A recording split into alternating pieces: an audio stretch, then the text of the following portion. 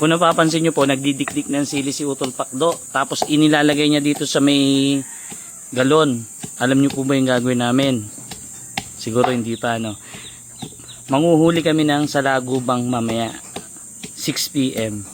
Bali 6 PM namin ipapain yung mga sili. Magiging pain siya para lapitan ng mga salagubang.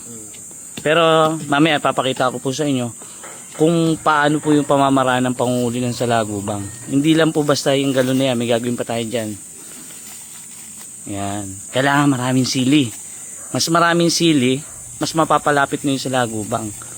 Ang kagandahan nito, kung makakakuha tayo ng isang lugar na maraming salagubang. Kasi kung yung mapupuntahan natin lugar, walang salagubang, wala tayong mahuli. Ano ba pala tandaan na ang isang lugar ay may salagubang?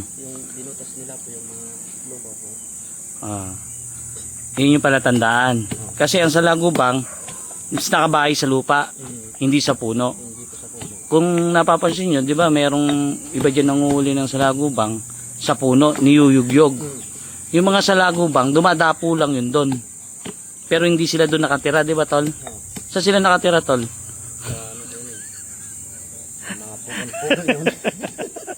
Di sila nakatira sa punong mangga.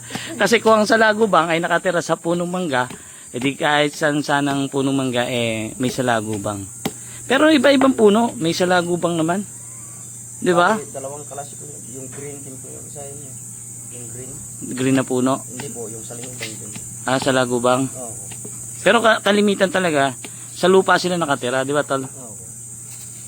Yan, dikdik lang ng sili. Mamaya papakita namin sa inyo kung paano ginagamit yung sili sa panguhuli ng salagubang. Ang mahal pa naman ng salagubang. Baka ito sa sambal siguro ito yung ginamit nila, kaya nakarami. Yan yung ginamit nila, sili. Kaso nga lang, kailangan yung lugar din, may salagubang. Ang masama, magpagod kayo, magganyan kayo, maglagay kayo. Hindi naman kasi lahat ng lugar, pwedeng lagyan yan. May lugar na walang salagubang, di ba? Try natin po kung meron yan. Pagilid-gilid. Hindi mo alam tol kung ano pala tandaan na may salagubang? Ano din po yun, matignan mo din mamaya. Pag may butas po yun. Hindi mo alam? Yun ang palatandaan mo? Kasi sa akin kasi, iba kasi palatandaan ko kung yung lugar may salagubang. Mamaya sasabihin ko sa inyo, abangan nyo po. Kaya utol daw yung sa lupa. Pag daw yung lupa raw yung mga butas-butas tol.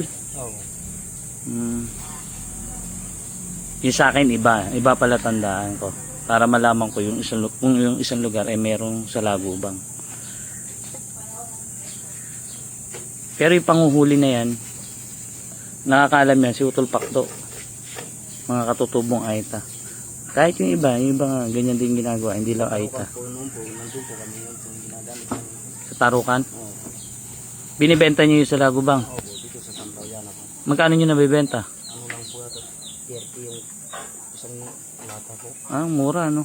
Pag talaga katutubo, mura. Mura bentahan Ba't ganun? Ayan.